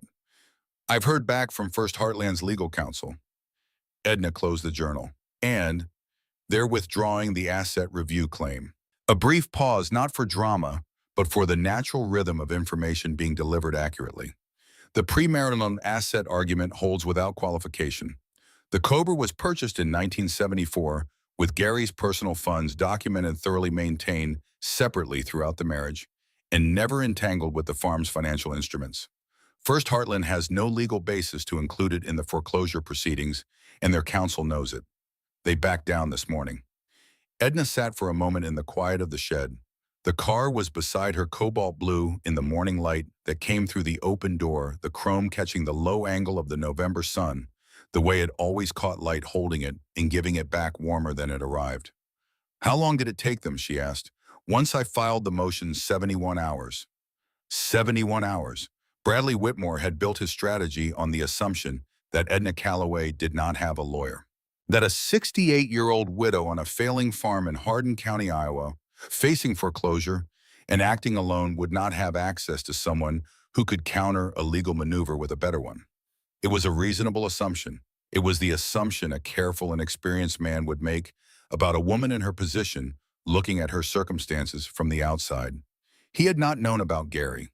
He had not known that the man whose death had left Edna Calloway apparently vulnerable had spent the final years of his life specifically addressing the vulnerabilities he could see coming. He had not known about Adeline Rourke in Ames, or about the retainer paid from 2 years of quiet extra work, or about the letter in a sealed envelope that said, "Call her tonight if you can." "Thank you," Edna said. "Gary did most of the work," Adeline said. "I just made the phone call." She paused. "You're clear to sell the car, Mrs. Calloway. Whatever arrangement you make with the museum or any other buyer, the bank has no claim on the proceeds beyond what you choose to apply to the outstanding balance." "I know what I'm applying to the balance." "I had a feeling you did." Something in Adeline's voice shifted just slightly into something warmer than professional. "He was a careful man, your husband. I only met him 3 times, but careful was the word that stayed with me. He was careful about you." After the call, Edna sat in the shed for a while longer. She did not feel the relief she might have expected. What she felt was something quieter and more settled, less the lifting of a weight than the confirmation that the weight had always been manageable, that Gary had calculated the load before she was asked to carry it. She picked up her phone and called Sylvia Hartwell. "The bank's claim has been withdrawn," she said. "I'm ready to talk about the museum's offer." Sylvia arrived the following day with a contract. She sat at Gary's kitchen table, the reclaimed oak table Gary had built, and that Edna had come to think of as a kind of record of his work, solid and handmade and built to last. And she laid the paperwork out and walked through it section by section with the careful honesty of a person who understood that the other person at the table deserved to understand every word of what they were signing. $1,300,000, paid in full within 10 business days of the contract's execution. The car to be collected by the museum's transport team within 30 days, transferred with the complete documentation. Gary had compiled the folder and the journal and the photographs and every receipt and bill of sale going back to June of 1974. There was a second section in the contract. Edna read it twice. The museum proposed a permanent exhibit, not just the car, though the car would be the center of it. The exhibit would tell the story of the restoration. Gary's journal would be displayed in photographic reproduction, its pages enlarged and mounted. The photographs Gary had kept of the car in its various stages, the Polaroids from the 1970s, and the later digital images would be part of the display. And there would be a section about Gary Calloway himself, a mechanic from Davenport, who had spent 4 decades in a shed in Iowa doing something most people would not have believed was possible, for a reason that the museum's curatorial staff felt deserved to be understood. Edna looked up from the contract. "He would have been embarrassed by this." "Probably," Sylvia said. "Most people who do remarkable things are embarrassed to have them called remarkable." "He would have said he was just taking care of his wife." "That's what we intend to say in the exhibit." Sylvia looked at her across the table. "That is the story, Mrs. Calloway, not just the car. The car is extraordinary. But what your husband did, the patience of it, the scale of it, the love it represents, that is the thing worth telling." Edna read the contract, once more the whole of it, and then she signed her name at the bottom, the way she signed everything that mattered, carefully with the pen, fully committed to each letter. She had one condition of her own, which she had written out on a separate sheet of paper in her own hand before Sylvia arrived. She slid it across the table. Sylvia read it. She looked up. "You want to write the exhibit notes yourself. Not all of them, but the section about Gary. I want to write what it says about him." "Of course," Sylvia said. She said it without hesitation, the way a person says something that requires no deliberation. After Sylvia left, Edna went back to the shed. She had not been inside it since the morning of Adeline Rourke's call. She had needed a few days away from it, the way you sometimes needed distance from a thing you loved in order to see it clearly. She stood in the doorway and looked at the car in the afternoon light and thought about what it was going to mean to watch it leave. The transport team would come with a flatbed, would wrap it in moving blankets, would load it with the careful impersonality of professionals who handled valuable objects every day, and it would go up County Road F toward the highway, and then south and then east toward Chicago, and it would not be in this shed anymore. That was what Gary had intended. He had not built it to stay. He had built it to go when it needed to go, to do the work it needed to do, to be worth what it was worth at the moment when worth mattered most. She went to the workbench. She had been through the folder many times now, and through the restoration journal front to back. But there were items on the workbench she had left in place out of a feeling she could not entirely articulate, a reluctance to disturb what Gary had arranged. Tools hung on the pegboard in their organized rows, the cans of paint and polish on the shelves labeled in his handwriting, the vise at the end of the bench, the work light above it. She began going through the bench carefully, the way you go through something when you are preparing to make decisions about it, picking up each object and considering it. Not to discard, she would not discard anything from this bench, but to know, to understand what was here and what it had meant to the man who arranged it. In the lowest drawer of the workbench, under a flat tray of specialized sockets she had already cataloged, she found something she had missed.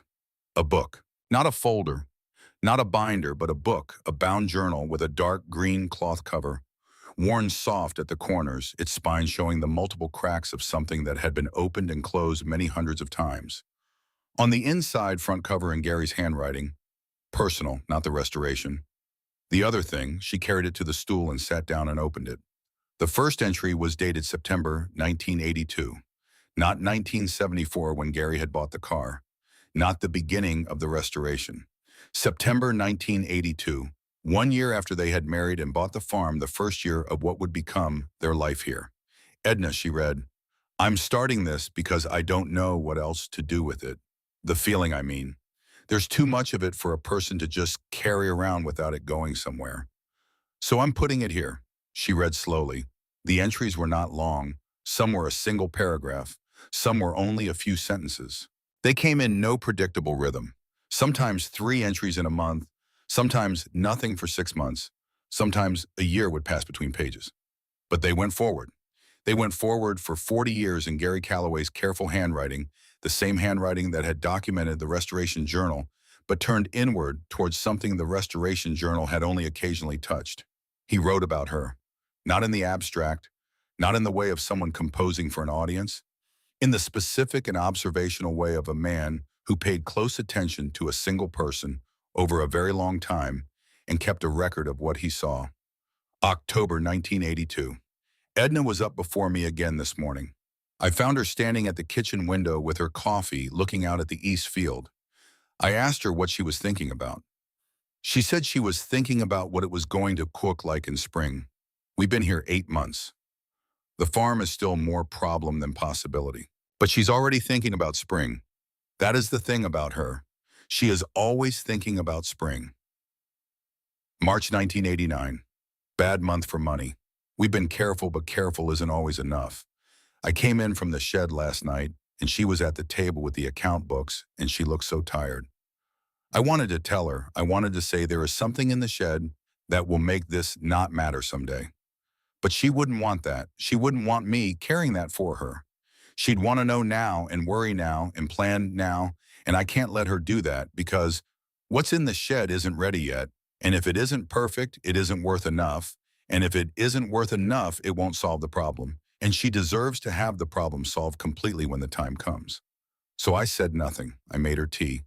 I sat beside her and looked at the numbers with her, and we figured out what we could, and I went to bed, and she stayed up another hour, and I heard her pencil moving in the quiet. Edna stopped reading. She looked up at the wall of the shed at the pegboards and the tools in the shelves with their labeled cans, and she understood something that she had been approaching from one side and could now see from another. He had not kept the secret because it was easy. He had kept it because it was hard, because every hard year on the farm was a year in which telling her would have been a relief, and he had chosen not to take the relief because he knew that relief taken too soon was help given too small. He had carried it. He had carried it quietly and continued to carry it for the entirety of their marriage, sitting beside her at tables with account books and looking at numbers and saying nothing about what was in the shed.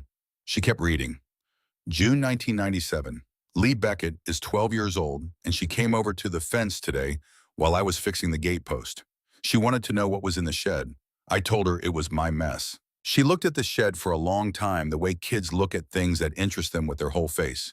Then she said it doesn't look like a mess shed, it looks like a working shed.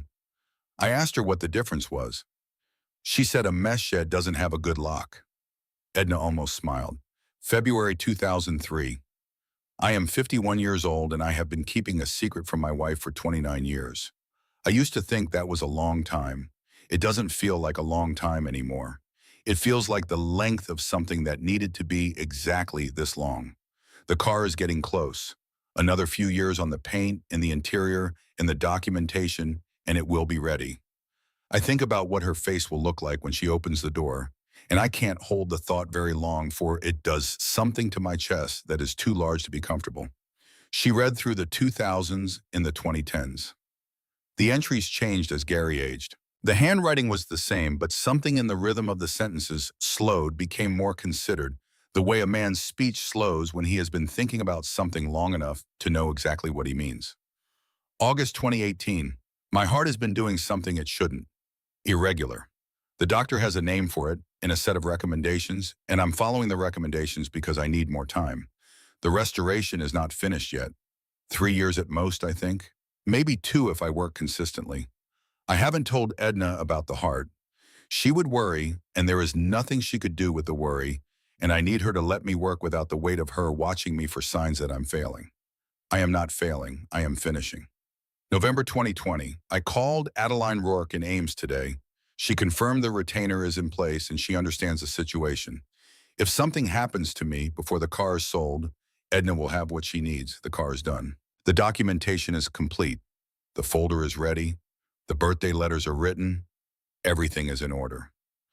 I feel for the first time in many years the specific piece of a man who has done what he set out to do. She turned the page. September 2022.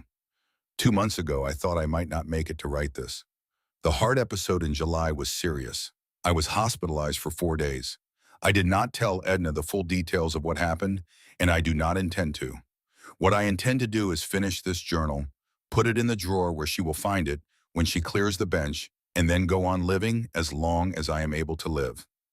If you are reading this, Edna, it means the going on ended sooner than I would have chosen. I want you to know some things that I was never good enough at saying out loud.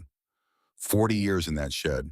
People who heard about it, if they heard about it, might think it was obsession or pride or the single-minded focus of a man who cared more about an automobile than about ordinary life. It was none of those things. It was love, and I was not capable of keeping love that size inside ordinary words, so I put it somewhere else. I put it in the shed. I put it in the work. I put it in every hour I spent out there thinking about you while you were inside thinking about everything else. You asked me once early in our marriage what I thought about when I was alone. I told you I thought about the farm and the equipment and the practical concerns of a man with 80 acres to manage. That was not the whole truth. I thought about you. I thought about you the way you think about the thing that makes your life make sense. You were the reason I went to sleep at night without worrying too much about what was coming. Not because the worries weren't real, but because you were more real than the worries. I hope the money solves the immediate problem. I believe it will, but I want to be very clear about what the money is for because I don't think I said it well enough in the first letter. The money is not for surviving. We spent 42 years surviving. You are good at it. You are better at it than almost anyone I have ever known, and I have known hardworking people my whole life. But surviving was never the point. The point was the life we were building on top of the surviving. You always wanted to paint. You sketched when you thought I wasn't looking. I was always looking. Your drawings were better than you believed they were. You never had the time or the money to find out what you could do with that. And I always felt that as a specific and particular failure, my failure that I could not give you the time and the space to find out. I am giving it to you now. What is left after the debt is paid is yours to use for living, not just for continuing, for living. Turn the shed into whatever you need it to be. I have always loved you more than I had words for. That is why I needed the shed. Yours as I have always been and continue to be, in whatever form continuing is possible. Gary, Edna sat on the workshop stool in the shed beside the cobalt blue car in the November light and held the journal against her chest and did not try to stop what happened next. She did not try to manage it or contain it or fold it back into the practical demands of the day. She let it come. She let it be as large as it was. She sat there for a long time. When she was ready, she stood. She set the journal down on the workbench carefully in the same place she had found it. She looked at the car one more time. Then she went inside the house, changed her coat for the good one, found her purse, and drove to AIM. First, Heartland Bank was on the main commercial corridor, a 2-story building with the clean and prosperous facade of a financial institution that had been doing business in the same location for 40 years and intended to do business there for 40 more. Edna parked in the lot, straightened her coat, and went inside. She asked for Bradley Whitmore by name at the reception desk. She was asked if she had an appointment. She said she did not, but that she believed Mr. Whitmore would want to see her. She was right. He appeared from a hallway within 3 minutes, his expression composed and professionally neutral, and he extended his hand the way he always did, the handshake of a man who maintained his manners regardless of circumstances. She did not take the hand. She opened her purse. She had arranged the cashier's check 2 days earlier at a different bank at a branch of the State Bank in Eldora, where she had deposited the wire transfer from the Heritage Museum the day after the contract was signed. The check had taken 10 minutes to prepare, and she had driven home with it in her purse, and she had taken it out that evening and set it on Gary's kitchen table and looked at it for a while, just looked at it the way you look at the physical proof of something you needed to believe in before you could see it. $182,000. She set it on the reception counter between herself and Bradley Whitmore. This pays the outstanding balance on the property at 4,180 County Road Farm, she said. Principal interest, all accumulated fees as calculated by your department and confirmed by my attorney. She had a copy of Adeline Rourke's calculation in her purse itemized, but she did not take it out. I expect written confirmation of the payoff and formal withdrawal of the foreclosure proceedings within 5 business days. Bradley Whitmore looked at the check. His expression did not change dramatically. He was a man of considerable professional discipline, and he kept that discipline in place. But something happened in his face, some very small rearrangement that was neither surprise nor defeat exactly, but perhaps the particular adjustment of a man who has made a calculation that has come back incorrect. He looked at her. She looked at him. She thought about his first visit to this farm 6 weeks ago, the mud on his polished shoes that she had spent the morning scrubbing from the porch. She thought about the leather folder and the words about mathematics and the kindest thing for everyone. She thought about Vincent Harlow and Cobalt Blue and $150,000 offered for something worth 9 times that. She thought about Gary in 2019 driving to Ames paying a retainer, making sure. "We're done here, Mr. Whitmore," she said. She walked out through the glass doors of First Heartland Bank into the November morning, and she did not look back. She drove home on the county roads rather than the highway because she preferred the county roads in all seasons, and she had always preferred them the way they ran alongside the fields and gave you the actual landscape rather than the corridor of it. The fields on either side of County Road F were the deep dark color of Iowa soil in late autumn, bare and waiting, and the sky above them was the pewter gray that had been the sky above this county for most of the past month. She turned into her driveway. She sat in the truck in the driveway for a moment looking at the farm. The barn Gary had painted red 3 summers ago. The fence line he had rebuilt post by post. The maple tree they had planted in 1983, now 40 years old and substantial, its branches bare but its form unquestionable, the form of something that has had time to become what it is.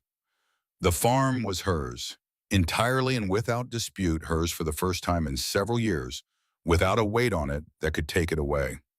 She got out of the truck and went inside. 10 days later, Adeline Rourke called. Edna was in the kitchen making soup from what was left in the root cellar, a quiet afternoon task that she had always found useful for thinking. She had been thinking a great deal in the past 2 weeks in the particular way that becomes available when a crisis passes and the energy spent fighting finds itself without a fight. "There's one more thing," Adeline said. Edna turned down the heat under the pot. "Gary visited me in 2020, you'll recall, when he paid the retainer." A pause. "He also filed an instrument with my office at that time, a letter of instruction regarding a separate financial account. I held it in case you needed it, but I was directed to release it only after the primary matter, the car, was resolved." "What account?" Edna said. In 1989, Gary opened an individual savings and investment account at a credit union in Marshalltown. He deposited $500 to open it and continued depositing into it over the years, using personal income from what he described as private mechanical work done for neighbors and acquaintances. Small amounts irregularly but consistently. He never mentioned it to you. Edna stood very still beside the stove. "The account has been compounding since 1989, Adeline said. As of last month, the balance is $229,000. The kitchen was quiet. The soup moved gently in the pot, a small sound of something at a low simmer. $229,000, Edna said. "The account transfers to you as the designated beneficiary upon my release of the instruction letter, which I'm doing today. The credit union will contact you within the week." Edna sat down on the kitchen chair. She sat down because she needed to sit down because something had happened in her chest that required her to be lower to the ground than she had been. She thought about all the neighbors and acquaintances whose machinery Gary had repaired over the years. The calls that came in on weekends and evenings, the retired farmers with broken equipment, and the families with failing vehicles, and the neighbors who knew that Gary Calloway could fix almost anything and was honest about what he charged. She had always known about the work. She had not known about the account. She had assumed the money from the work went into the household account the way everything else did. It had not. Gary had been setting it aside for 35 years. Dollar by dollar, from the work his hands did in the evenings and on weekends, steadily and without announcement into an account in Marshalltown that she had never known existed. She thought about his journal, the entry from the February evening in 2003 when she had been sitting at the table with the account books and he had come in from the shed and made her tea. I can't let her do that because what's in the shed isn't ready yet. And if it isn't perfect, it isn't worth enough. And if it isn't worth enough, it won't solve the problem. And she deserves to have the problem solved completely when the time comes. He had not been satisfied with one solution. He had built two. The car was the primary one, the large one, the 40-year masterwork. But he had also built this quietly and to the side the way a careful builder adds a secondary support beneath a critical beam, in case the car was not enough, in case something went wrong with the car, in case for any reason the primary solution was not sufficient. The car had been sufficient. The car had been more than sufficient. And still he had built the second thing. Edna pressed her palm flat on the kitchen table. Gary's table reclaimed oak built by his hands. She had thought she understood these past weeks the depth of what he had done for her. She had thought the journal and the letters in the bar and the 40 years were the full measure of it. She had thought she had come to the bottom of his planning and found the foundation. She had not. There was more foundation below the foundation. The letter of instruction Adeline told her contained a single sentence in Gary's handwriting.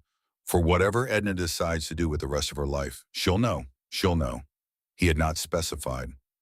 He had not left a plan for this money the way he had left a plan for the car and a plan for the legal challenge and a plan for the attorney and the birthday letters. He had left it open. He had trusted her to know what to do with it. She sat at the kitchen table for a long time. Then she got up and finished making the soup. She called Lee Beckett that evening. She called Norma after that. She called Sylvia Hartwell in Chicago, and she called Adeline Rourke. And she called a woman she had seen at the county extension office 2 years ago, who had been navigating a foreclosure situation with a composure that Edna had noticed and remembered. She made all the calls before she allowed herself to sit with the number again. $229,000. What do you do with $229,000 that a man left you with the instruction that you'll know she knew? She had known the moment Adeline said the number the way you know things that are true before you can put language to them. The following week, Edna sat down at Gary's desk with a fresh legal pad and began drafting the framework for what she would come to call Gary's Promise Fund. The name came to her without difficulty. Gary had made her a promise when she was too young to fully understand what a promise of that scale required and had spent 40 years keeping it. The fund would do the same thing on a smaller and more immediate scale for people who needed the same thing Gary's promise had given her, not charity, but a bridge. A way across the distance between where they were and where they could be if someone would just help them hold on long enough. The fund's purpose was specific. Rural families in Iowa, widows, widowers, farmers facing foreclosure, people carrying debt accumulated through medical emergencies or failed harvests, or the ordinary catastrophes of lives built on land who had exhausted ordinary options and needed someone to stand between them and the loss of something they had spent their lives building. Not a gift, not a handout, a bridge loan, no interest with terms designed around what the family could actually do rather than what a bank's timeline required. She used $500,000 from the car's proceeds and the full $229,000 from Gary's savings account. $729,000. She engaged Adeline Rourke to structure it properly with a board that included Norma Beckett and Lee Beckett and a retired agricultural extension officer named Gerald Pruitt, who had spent 30 years helping Iowa farm families and knew the landscape of their difficulties the way Gary had known the landscape of a Cobra's mechanics intimately, practically with no illusions. The fund helped its first 3 families before the end of the year. A widow in Grundy County who was 64 and had been farming the same land for 38 years. A man in Tama County, 70 years old, who had accumulated medical debt from his wife's illness that had become entangled with the farm's mortgage. A couple in Hamilton County who were 67 and 65 and had been served their foreclosure notice the same week Gary's Promise Fund opened its first round of applications. Edna reviewed every application herself. She sat at Gary's desk with the papers in front of her and read each one with the attention of someone who knew from the inside what it felt like to be the person writing it, what it costs to put your circumstances on paper and send them to a stranger and ask for help. She read them carefully, and she made notes in her clear handwriting, and she called Adeline and Gerald and Norma, and they made decisions together, but the first read was always Edna's. The shed she transformed over the course of January and February. Not the outside. The outside she left exactly as it was. The rust on the corrugated metal walls, the orange and brown of 5 decades of Iowa winters, the sagging roof line, the look of a structure that had nothing of value inside it. She left all of that in place because the outside was part of the story and the story was worth keeping. The inside she rebuilt from scratch. She had a skylight installed in the roof, a single long rectangle of glass that ran the width of the building at its highest point and brought in the light the way Gary had brought in light to everything he touched steadily from the right angle without waste. She had the walls insulated and finished in white, clean and bare, the kind of surface that did not compete with what was put against it. She put down a new floor concrete sealed smooth light gray, easier on the knees than the bare slab Gary had worked on. Gary's workbench she kept exactly as it was. She had debated this.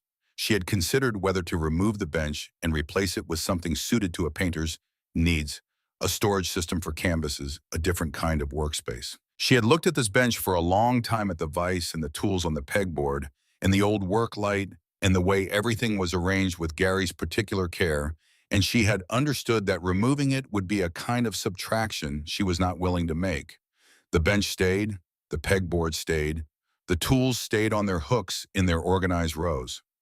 She arranged her painting supplies around it, the way 2 residents of the same space accommodate each other. An easel in the center of the room where the cobra had stood positioned to catch the skylight at the best angle. A work table for materials along the south wall. Canvases stacked in a purpose-built rack. She had a carpenter build to match the height of Gary's shelves. Paints in the blues and greens and ochres and earth tones that she had always been drawn to and had never before been able to buy without guilt. On the wall above Gary's bench, she put the photographs. His wedding ring in a small frame. The photograph from their wedding. The photograph of him in 1982, standing next to the half-assembled chassis with 1982. Edna's future taking shape written on the back. And one more photograph she had found at the back of a drawer in his desk, Gary at the workbench, in this shed maybe 10 years ago. The cobra partially visible behind him, his face turned toward the camera at an angle that suggested he had not known the photograph was being taken. She did not know who had taken it. She did not know how it had come to be in his desk. She put it up with the others. On the morning she finished arranging the studio, she stood in the center of it and turned slowly, taking in what the room had become. Gary's shed, her studio. The same space holding the same light, smelling now of paint and linseed oil, and the clean sharpness of a freshly finished floor, instead of the oil and metal and leather of before, but the same dimensions, the same footprint, the 40 by 20 rectangle of Iowa land that Gary had built his secret life inside of for 4 decades. She set a canvas on the easel. It was a large canvas, 30 by 40 inches larger than the she had worked on before, size for something she had been carrying in her mind since the first morning she had stood in the shed and seen the car revealed in the beam of her phone's light. She had thought about this painting for weeks. She had sketched it 3 times in a notebook, working out the composition, the angle of the light, the relationship between the blue of the car and the dark of the shed, and the stripe of November light coming through the open door. She picked up the brush. She began with the light. She always began with the light she had learned because the light was what everything else was organized around. And if you got the light wrong first, nothing you added afterward could correct it. The light in this painting came from the right, from the shed door standing open on that November afternoon, a slanted rectangle of pewter winter light falling across the concrete floor and catching the front quarter of the car's bodywork, and igniting the cobalt blue in a way that turned the paint from color into something closer to presence. She worked slowly and steadily through the first morning in the studio. She was not trying to go fast. She was trying to go correctly the way Gary had taught her, without meaning to, that doing things correctly was a different kind of endeavor from doing them quickly, that they required different kinds of patience and different kinds of commitment, and that the result of doing something correctly over a long period of time was something that lasted. She worked for 3 hours before she stopped. She stepped back from the canvas. The painting was nowhere near finished. She could see the shapes beginning to emerge, the bones of the composition, the way the light was starting to work, the way she had wanted it to work. It would take many more sessions. It would take weeks. She was not in a hurry. On the wall beside the studio door, she had put up one more thing. A frame 8 by 10 glass-fronted, and inside it a sealed envelope. The envelope was yellowed slightly with age, its edges showing the faint softening of paper that has been stored carefully in a wooden box for a long time. On the front of the envelope in Gary's handwriting, Edna, her 83rd birthday. She was 68. 15 years from now. If she was lucky and careful and paid attention to her health, the way she paid attention to things that mattered, she would open that envelope and read what Gary had written to a version of her. He would never meet an 83-year-old woman he had tried to reach across a distance of years with the only tools available to him. She looked at the envelope on the wall. Then she turned back to the canvas on the easel and picked up her brush. Outside, the county road was quiet. The fields lay bare and dark in the late morning light. The soil that she and Gary had farmed for 40 years, that had given them good years and hard years in roughly equal measure, that had been the ground of their life together in the most literal possible sense. The maple tree at the end of the driveway stood in its winter form, bare branches against the pewter sky, its shape after 40 years unambiguous and settled and entirely itself. Inside the shed that Gary had built for her, the shed that had looked like nothing and contained everything Edna Calloway painted. She painted the car in its cobalt blue with the light falling on it from the open door. She painted the shape of love made tangible by 40 years of patient hands. She painted the promise that had been kept through and despite death that had waited in the dark for the moment when it was needed and had been exactly sufficient to that moment. She painted until the morning light shifted and the shadows on the floor moved and the canvas held something that had not existed in the world before she put it there. She thought about Gary.